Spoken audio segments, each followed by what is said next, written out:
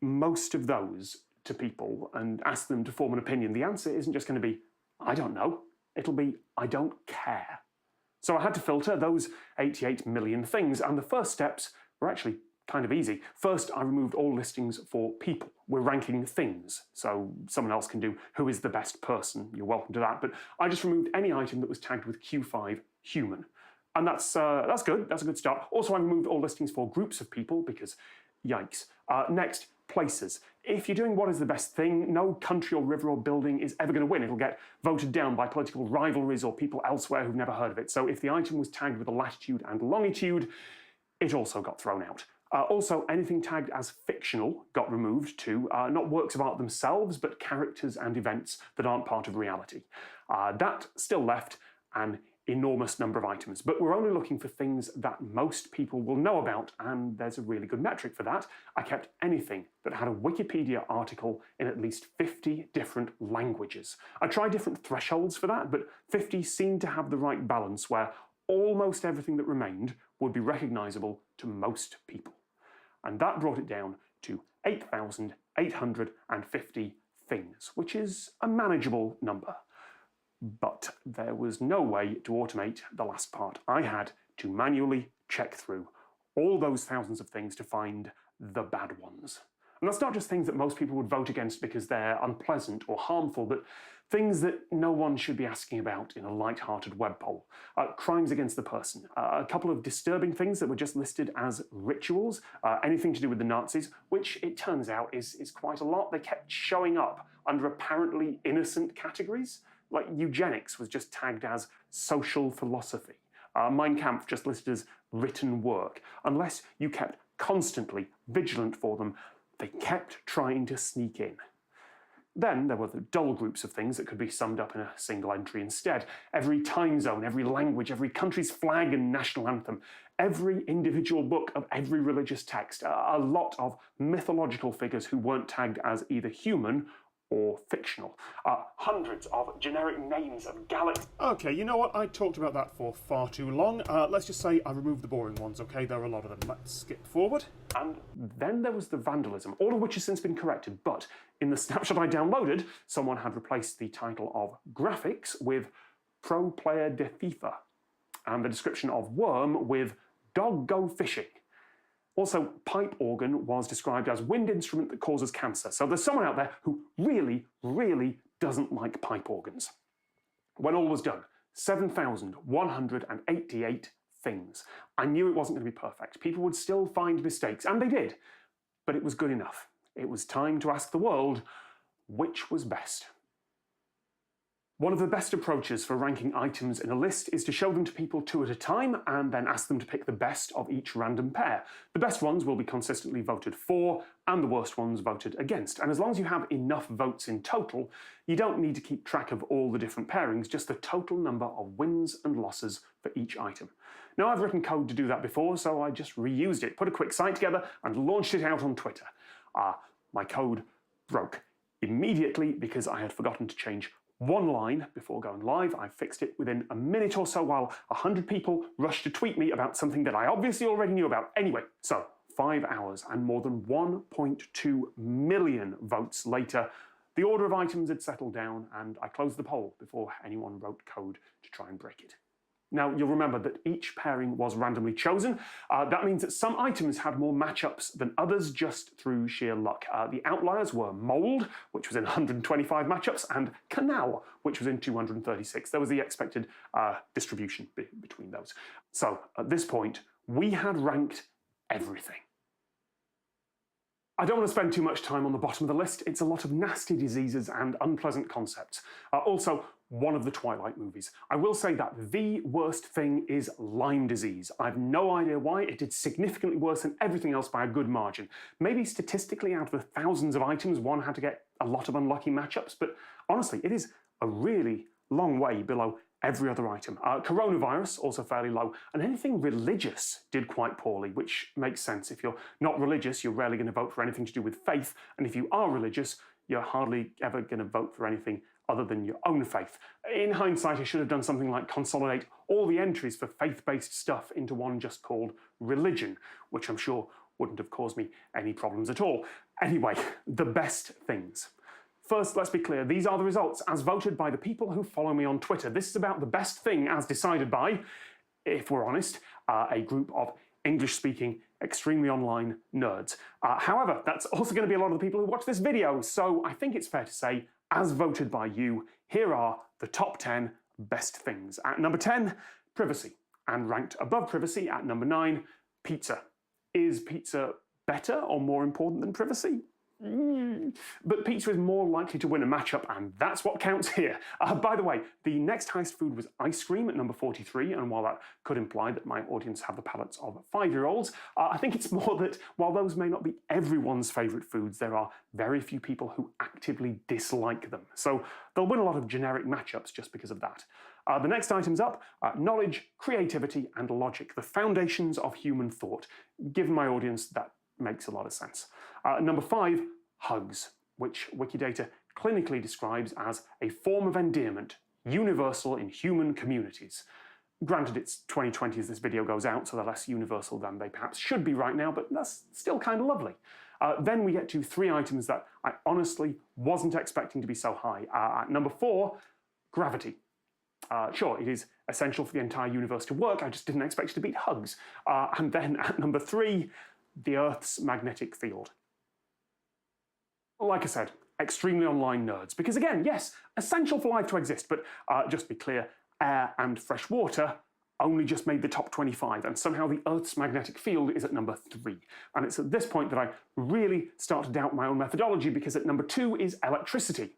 I do realise that using an electronic device to run this poll does give that a certain advantage, but again, should that really be higher than air? Before we get to the best thing, though, here are some other interesting results in specific categories. The best part of the body is the brain. Space and time both fought and won exactly the same number of matchups. They landed in joint 36th place. Despite there being quite a few things about sex in the list, none of them got near the top 50. Okay, I should have checked more than the top 50 before recording this, because it turns out that the highest rated sex thing is orgasm, and it got to number 69, and I swear I'm not making that up. The best creatures are bees, then emperor penguins, then hedgehogs. The best colours are black, then blue, and the worst is brown. Love doesn't even make it into the top 100, it's down at 137, next to vitamin C and cryptography. And if that doesn't prove my audience isn't representative of the wider world, I don't know what does. Actually, I do know what does. Heterosexuality lost more than 50% of its matchups, while bisexuality was ranked only 1 item below doctors. Yes, it is ridiculous to try and rank everything like this, but the results do reveal things about this group of people, about the folks who tend to watch videos like this, and perhaps the most revealing thing is what placed first. It doesn't just tell you about the needs and desires of this audience, it's also something about the times we're living in. If we weren't in what seems to be such a rough year, if I were giving this talk to a live audience like I originally planned to, instead of standing in front of a green screen and talking to a camera in a tiny apartment, well then, in that case, maybe the results would have been different. But the best thing, according to this audience in mid-2020, the best thing is sleep. Have a good night, folks. I ran the polling site for this video on FastHosts, a web hosting company with more than 20 years experience. Their dedicated servers can have up to 10 gigabit per second connectivity and unlimited bandwidth, and their Cloud and X platform lets you configure and scale your hosting hardware in real time with no upfront costs. All of their servers and engineers are based in the UK, and if you are too, then you can go to the link on screen or in the description to enter their competition to win a tech bundle and dream PC setup worth up to £5,000. If you can answer the techie test question they asked me to write, which is, what's the HTTP response code for OK? Terms and conditions are over on their site. The closing date is the 31st of October 2020. Good luck.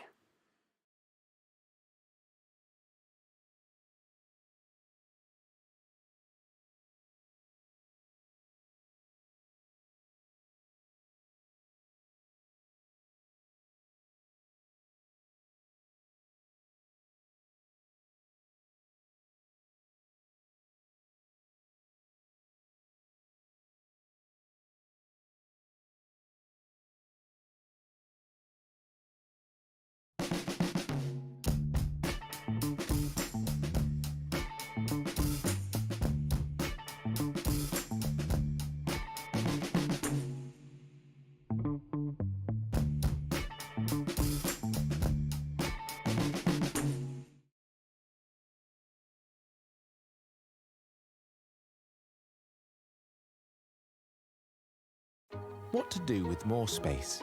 Well, that's up to you. This device completely changes the way we work. Your apps now adapt to multi-window layouts to work in ways unimaginable. So, with every fold and every open, you're not just keeping up, you're keeping ahead.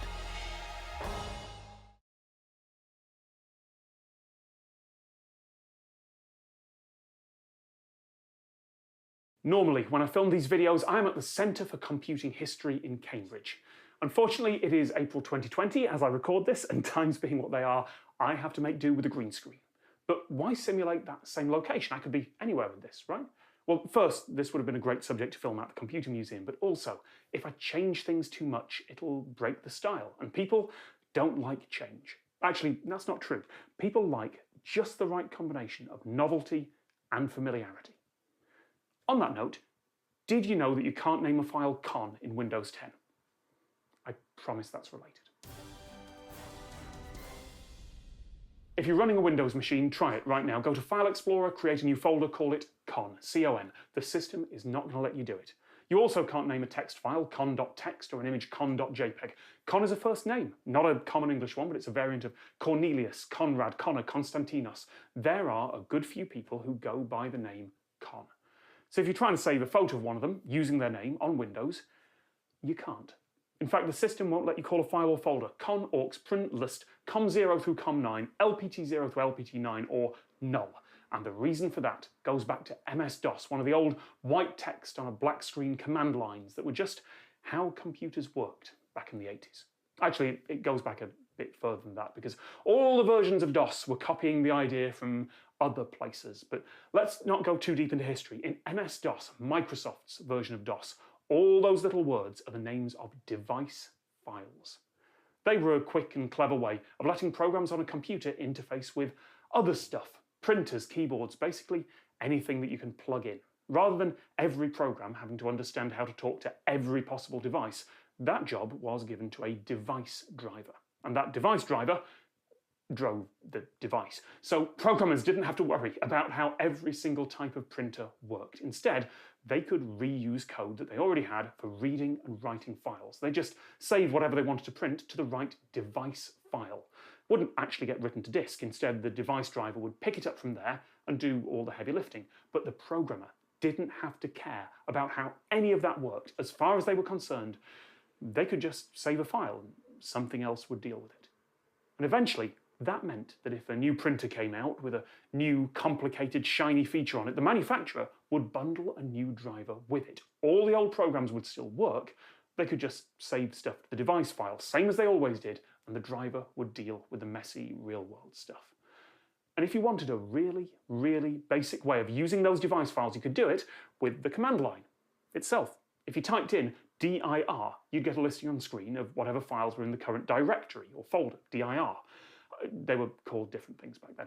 Add a redirect symbol, that angle bracket, and instead of the listing going to the screen, it would be saved to a file.